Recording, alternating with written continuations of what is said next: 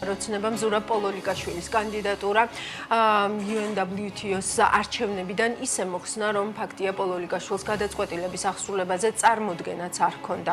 ირაკლი კობახიძე უკვე მეორე დღეა თავს არიდებს დეტალურად პასუხის გაცემას მთავარ კითხვაზე, რა გახდა ამ გადაწყვეტილების მიზეზი. მისი ყველა პასუხი მხოლოდ მინიშნებებით სრულდება და ინტერპრეტაციის ველს ტოვებს. ამასთან მისთვის ჯერ არავის დაუსვამს კითხვა, რატომ დაუჭირა მხარი ოცნებამ საბოლოო ჯამში გაერთიანებული საამიროების კანდიდატს და რატომ არ წარადგინა პოლოლიკაშვილის ნაცვლად ისევ საქართველოს მოქალაქე UNWTO-ს გენერალური მდივნის პოზიციაზე.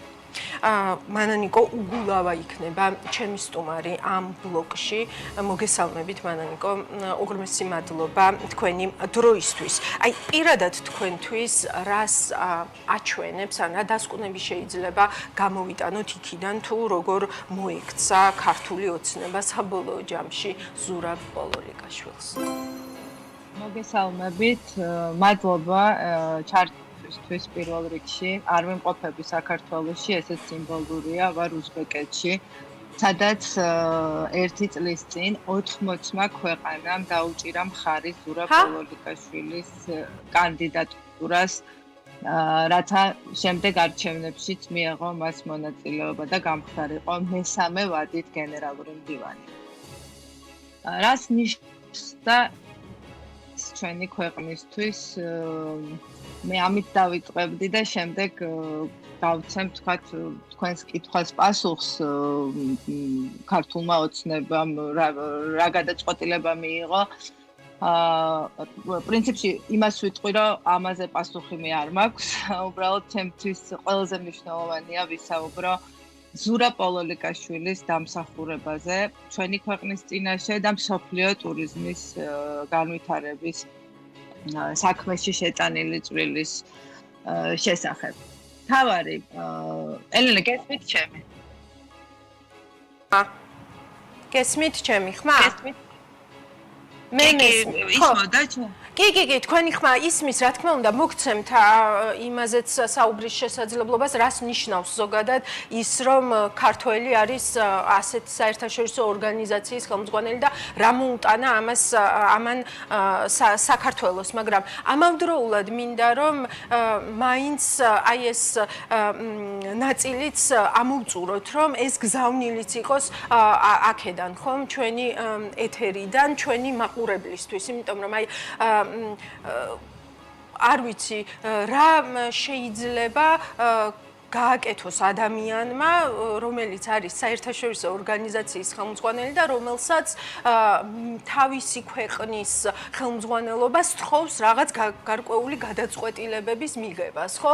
რომელი გადაწყვეტილებების მიღებაშიც ის შეიძლება საერთოდ არ იყოს თავისუფალი თავისი როლიდან გამომდინარე, ხო? ანუ ამან შექმნა პრობლემა, რაც გავიგეთ გუშინ თავად ზურაბ პოლოლიკაშვილის საუბრიდან, ხო? ამიტომ აი ამ ვფიქრობ, რომ ამის გაანალიზება არის ძალიან მნიშვნელოვანი, მათ შორის ჩვენი მაყურებლისთვისაც.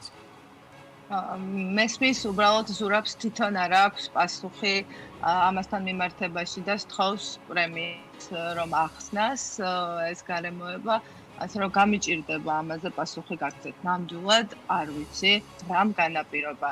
რამდენიმე ვერსიაა, რომელი მათგანია სწორი, ამას ალბათ პასუხი მათ უნდა გასცეს. კარგით, მოდი ვისაუბროთ მაშინ. არ მაქვს პასუხი. ვისაუბროთ მაშინ იმაზე, რას ნიშნავდა, ანუ რა მოუტანა ზურაბ პოლოლიკაშვილის გენერალურმა მდივნობამ საქართველოს. აი თქვენ როგორ ხედავთ ამას? კი ბატონო, მადლობა შეკითხვისთვის. ზურაბ პოლოლიკაშვილის 8 წლიანმა საქმიანობამ მეტად მნიშვნელოვან თანამდებობას დავიწყოთ იმით, რომ ზურაბ პოლოლიკაშვილი არის ერთადერთი ქართველი, რომელიც იკავებს ასეთ მაღალ თანამდებობას საერთაშორისო არენაზე. და ეს ძალიან საამაყო იყო და არის და იქნება. მსოფლიო ტურიზმის საქმიანობის განვითარებაში აქვს მას უდიდესი წვლილი შეტანილი და ამას ერთ გადაცემა არ ეყოფა, ნამდვილად გადაცემათა ციკლი სჭირდება. ამიტომ მოდით გავამახვილოთ ყურადღება რა იყო ეს საქართველოსთვის. არა ერთი ინიციატივა რომელიც გვახსენდება 2020 წლის აღმასრულებელი საბჭოს ხდომა საქართველოში. მსოფლიო ტურიზმის ღვინის კონფერენცია, 2024 წლის მსოფლიო ტურიზმის დღე საქართველოში. ITB ბერლინი, ერთ-ერთი უდიდესი ტურისტული გამოფენა, სადაც საქართველო იყო მასპინძლის სტატუსით და ასე შემდეგ. განათლებაში მისი როლი არის უსაზღვროდ დიდი. 2017 წელს როდესაც ერთ-ერთი საუკეთესო მსოფლიოს სამში არის ეს სკოლა, სადაც ლეროში, შვეიცარიული სკოლა, რომელსაც ძალიან გვინდოდა რომ წარმომადგენლობა გაიხსნა საქართველოს და ეს იყო აბსოლუტურად არარეალური, მხოლოდ მისი დამსახურება და მისი პატრონაჟის ქვეშ მოხდა პროგრამის განხორციელება. ასევე ძალიან ცნობილი სკოლა SHL, რომელმაც უბრალოდ ნომინალურად სიმბოლურ თანხად მიიღო გადაწყვეტილება საქართველოში განხორციელებინა პროფესიული განათლების პროგრამა და დღეს ჩვენ ვხედავთ უამრავ წარმატებულ კურსდამთავრებულს. ონლაინ აკადემია, რომელიც უკავშირდება ზურაბის სახელს და ხუთივე სკოლა EHL, SHL, ლეროში, გლიონი, საუკეთესო რეიტინგული სკოლები, რომლებმაც განახორციელეს პროგრამები და შემდეგ სწორედ მისი დამსახურებით საუდის არაბეთმა გამოყო სტიპენდიები და ყოველთვის პრიორიტეტი იყო ქართველი. აი, ნამდვილად ამას დამემოწმება ყველა. ეხლა ალბათ გვიყურებენ კურსდამთავრებულები, მონაწილეები სხვადასხვა პროგრამების და ყველა დამეთანხმება. ამას გარდა ძალიან მნიშვნელოვანი პროექტი და პროგრამა ლუცერნის უნივერსიტეტის, სადაც არავის ეგონა, რომ შვეიცარიული სკოლა, რომელმაც გახსნა და ზურაბის პატრონაჟის ქვეშ გაიხსნა ეს სკოლა მადრიდში, 50%-იან დაფინანსებას მიიღებდნენ ქართველები. ყველას ეგონა, რომ მხოლოდ შვეიცარიის მოქალაქეებისთვის იქნებოდა ეს ხელმისაწვდომი. ესეც იყო ზურაბის დამსახურება. არ ვიცი, აი, უბრალოდ ძალიან ბევრი საყოელი და გასახსენებელი, ორი რამ რაც ხაზგასასმელია QS-ი, ალბათ სმენიათ, მაგრამ განმარტავ, ეს არის ყველაზე მაღალ რეპუტაციული რეიტინგული ორგანიზაცია ანალიტიკური, რომელიც რეიტინგებს ანიჭებს უმაღლეს სასწავლებლებს და უნივერსიტეტებს. ზურაბის ჩართულობით და მისი ინიცირებით ტურიზმი როგორც დარგი შევა QS-ის რეიტინგში. ეს არის ისტორიული მოვლენა. საერთაშორისო ბაკალავრიატი IB, ესე იცნობს საზოგადოება, რომელიც ახორციელებს საერთაშორისო აკრედიტებულ პროგრამებს, ტურიზმი როგორც საგანი შევა IB-ის სკოლებში და ესეც არის პირველი პრეცედენტი, რომ მოზარდები სკოლაში შეისწავლიან ტურიზმს როგორც საგანს. არ ვიცი კიდევ რა გავიხსენო, საერთაშორისო დამსახურებას რაც შეეხება ბრაზილია, საუდის არაბეთი, რეგიონალური ოფისები და მუდმივად ხაზგასმა, რომ ის არის ქართველი. დამნიშნულოვანია, რომ საუდის არაბეთის ოფისი სწორედ 26 მაისს გაიხსნა. ხო, აი, როგორ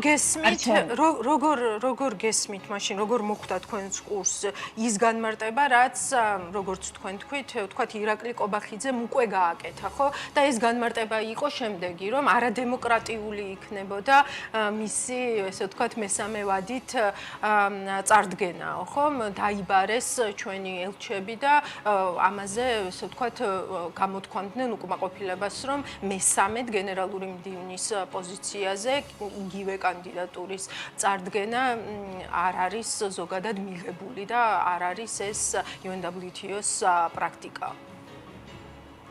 ელენა, თავადვე შეცვალეს შემდეგ ეს ნარატივი, რამდენად არ შეესაბამება ეს სიმართლეს, როგორც აღნიშნეთ, ამით დავიწყე ჩვენი საუბარი, რომ შარშან უზბეკეთში 80-მა ქვეყანამ მისცა ზურაბის კანდიდატურას. ამას ჰქონდა ორი მიზეზი. პირველი, ერთ-ერთი მთავარი, რომ მას დაემთხვა COVID პანდემია და ძალიან შეეშალა ხელი საქმიანობაში, ამიტომ ეს პრეცედენტი დაიშვა და მეორე, ის ნდობა, რაც მან დაიმსახურა მსოფლიო ლიდერებისგან. მის პირველ არჩევნებზე ძალიან კარგად მახსოვს როგორ მივიდა ესპანეთის მეფე და თავად მიულოცა არჩევნებში გამარჯვება, ასევე ყველა ქვეყანაში, სადაც ის ჩადიოდა, ხვდებოდნენ პირველი პირები, მსოფლიოს ლიდერები და მან ნამდვილად მოიპოვა და ეს თავისი შედეგებით, საქმიანობით და იმ პროექტებით, რაც მან განახორციელა ამ წლების განმავლობაში. შესაბამისად, ამდენი ქვეყნის მხარდაჭერას ნამდვილად ვერ მოიპოვებდა ეს რომ ყოფილიყო არადემოკრატიული გზა. ამიტომ ვერაფრით ვერ დავეთანხმებით ამის. ხო, თუმცა მიუხედავად ამისა, საბოლოო ჯამში რაც თავად ზურაბ პოლოლიკაშვილის საუბრიდან იკვეთება, ქართული ოცნება, ესე ვთქვათ, გაანაწყენა იმის გამო, რომ საბოლოო ჯამში, ესე ვთქვათ, საელჩოდან დემარშით წასული, ესე ვთქვათ, თანამშრომელი დაასაქმა თავისთან და შემდგომ, როდესაც ქართულმა ოცნებამ თხოვა მას, რომ გაეშვა სამსახურიდან ეს თანამშრომელი, ამაზე უარი მიიღო. ეს ზურაბ პოლოლიკაშვილისგან, რომლისგანაც, თქვათ, საქართველოში მიმდინარე მოვლენებთან დაკავშირებით შეფასებები, რაღაც მკაფიო, თქვათ, პოლიტიკური შეფასებები არასდროს მოგვისმენია, ხომ ალბათ მას შეეძლო, ესე ვთქვათ, თავისი ტრიბუნის, მაღალი ტრიბუნის გამოყენება, რომ გამოხმაურებოდა იმ მოვლენებს, რაც ქვეყანაში მიდიოდა, მაგრამ მან ეს არ გააკეთა, ხომ? მაგრამ საბოლოო ჯამში, ანუ მაინც პოლიტიკური გამოდის ის მოტივი, რა მოტივითაც ის დაისაჯა ქართული ოცნების მხრიდან. ანუ როგორი შედეგია ეს ქვეყნისთვისაც, მისი რეპუტაციისთვის და თავად ბატონი ზურაბ პოლოლიკაშვილისთვისაც. როგორ ფიქრობთ? ზურაბი ვერ გააკეთებდა პოლიტიკურ განხადებებს და ვერც ახლა გააკეთებს, რადგან ის არის გაროს მსოფლიო ტურიზმის ორგანიზაციის გენერალური მდივანი. ამიტომ ჩვენ მას ვერ მოვთხოვთ პოლიტიკური განცხადების გაკეთებას. რაც შეეხება საკმაოდ პოლიტიკური განცხადება. არა, მე ვგულისხმობ თქვენ აღნიშნეთ, რომ პოლიტიკური განცხადებები ის რაც ხდებოდა ქვეყანაში, ხო? დიპვირთხა ეს უკვე იყო შედეგი გარკვეული მოვლენებისა, რაც ჩვენ ვიხილავთ. ქალბატონი თეა მაისურაძის დანიშვნა მიღება სამსახურში ზურაბმა ახსენა გუშინ თავადაც, რომ როგორც კი შეიქმნა დისკომფორტი, თეამ დატოვა თანამდებობა. და თუ რატომ მიიღო? იმიტომ რომ წლების განმავლობაში ყველა განვლილ არჩევნებზე ეს ქალბატონი ჩართული იყო მის არჩევნო პროცესში და მაინც გადაწყვეტილება მიიღო, თუმცა შემდეგ ქალბატონმა თეამ თავად დატოვა დაკავებული თანამდებობა. ასე რომ ვერ გეტყვით, კიდევ ერთხელ გავიმეორებ. არ არის მკაფიო და არ ჩანს რა არის მიზეზი და ზურაბით ითხოვს ამაზე პასუხს.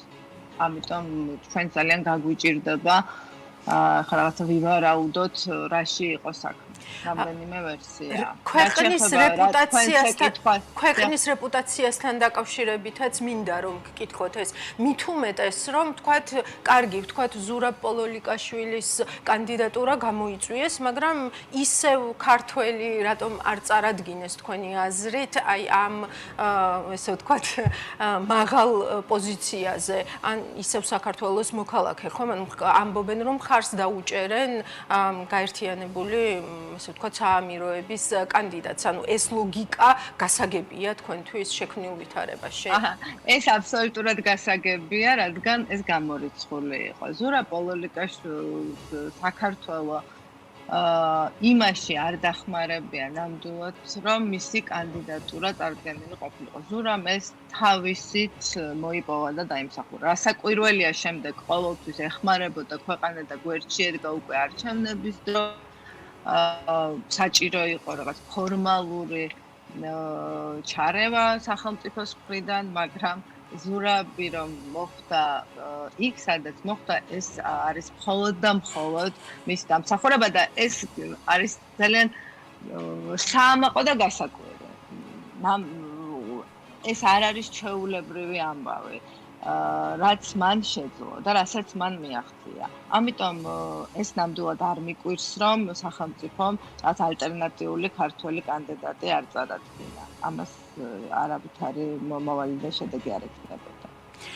და რეპუტაციასთან დაკავშირებით და სამომავლოდ თქვათ რა გავლენა შეიძლება ჰქონდეს აი ამ მაგალითს, ესე ვთქვათ, ტურიზმზე, ქვეყანაზე, ქვეყნის მიმართ დამოკიდებულებაზე და ასე შემდეგ. აი ამ ნაწილში როგორია თქვენი ანალიზი? ზურაბმა, როდესაც არჩევნები მოიგო, მაშინ თქვა, რომ ეს არ არის ჩემი გამარჯვება, ეს არის ქვეყნის გამარჯვება. და ეს ასე იყო. შესაბამისად, რასაკვირველი აქვს, ეს არის დამაზიანებელი, სახიფათო და არც თუ ისე სასურველი შედეგების მომტანი. ძალიან სამწუხაროა ის, რაც მოხდა. ძალიან სამწუხაროა პირველ რიგში ქვეყნისთვის. როგორმე შეიძლება ამის გამოსწორება და ამ რეპუტაციის, ესე ვთქვათ, გაუმჯობესება ახლა როგორ ფიქრობთ? ვერ ვხედავ, მე ვერ ვხედავ ვერანაირ გზას, რომ ეს გამოსწორდეს. ეს გაფუჭებული საქმე უკვე ვეღარ გამოსწორდება. ქვეყნის რეპუტაცია იმართებაში. ნამდვილად. კითხვის ნიშნები თქვენს გრჩებათ, გაინტერესებთ ამ კითხვის ნიშნებზე პასუხები. მნიშვნელოვანია, რომ ეს პასუხები დაბრუნდეს ქართული ოცნებისგან და ზუსტად ვიცოდეთ, რა გახდა мотиваცია, ესე ვთქვათ, ისე რომ ზურაბ პოლოლიკაშვილმა საერთოდ არ იცოდა, რომ გადაწყვეტილება იყო უკვე მიღებული მისი კანდიდატურის მოხსნასთან დაკავშირებით. აი აქ რაღაც სიცხადე შევიდეს აი ამ გადაწყვეტილების, ესე ვთქვათ, დასაბუთებაში. კი, აუცილებლად ეს არის ბრალდება და ამაზე უნდა მოვისმინოთ პასუხი, რადგან ჩვენ, რასაც ხედავდით, აი ამდენი წლის განმავლობაში ეს იყო ეროვნული ინტერესების დაცვა ზურაბის მხრიდან, უამრავი ორგანიზაციის, უამრავი ადამიანის ხელშეწყობა ნებისმიერ მათ საჭირო საქმიანობაში და დაცვა საქართველოს ინტერესების. ამიტომ რასაკვირველია ამაზე უნდა მოვისმენოთ პასუხი. უღრმესი მადლობა. დიახ, ხომ არ გნებავდათ რაც დასრულება გაგაწყვეტინეთ, მე მგონი. არა. დიდი მადლობა. მადლობა თქვენ. მადლობა რომ იყავით ჩემი სტუმარი, მანანა უგულავა ტურიზმის საერთაშორისო აკადემიის დამფუძნებელი იყო ჩემთან ერთად.